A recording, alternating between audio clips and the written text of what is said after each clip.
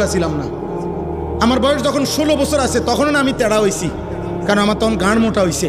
কিন্তু আমার আব্বা চাইলে তো আমার 7 বছর বয়সে আরেকটু শক্ত করে ধরে রাখলে আমার নামাজি বানাইতে পারতো। ওনার টাইম নাই, ওনার টাইম নাই। উনি নিজে খায় বিড়ি, উনি ভূতের কিতা মানুষ করব?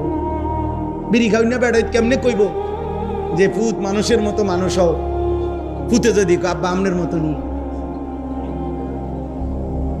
হ্যাঁ বলেন না? এই জন্যই তো পিছায় গেছে, এই জন্যই তো পিছায় গেছে। নিজে নাফরমান, এই জন্য হিম্মত নাই। নিজের টাকা সুদের, তো ও বেটার হিম্মত আসবে কোত্থেকে? অভিভাবকের টাকা, কিস্তির টাকা, হারামের টাকা, ওজনে কম দেওয়া টাকা, ওই হিম্মত পাবে কই?